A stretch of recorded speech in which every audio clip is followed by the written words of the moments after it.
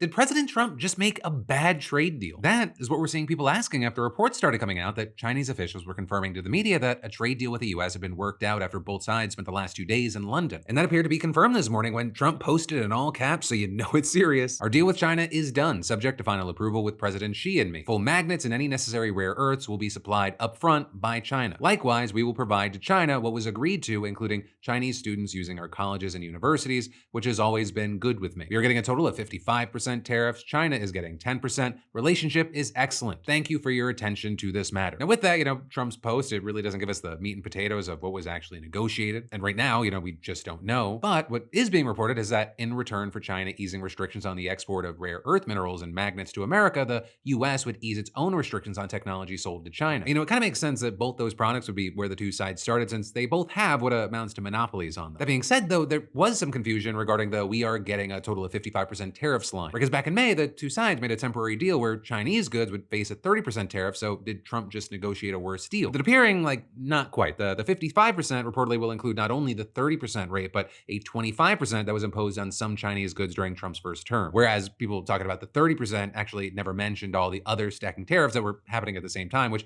put the actual tariff rate closer to 40 to 70% depending on the item. And so in the end, it means that prices on goods from China, they could be lower or more expensive. It just depends on what it is. But follow to stay in the loop.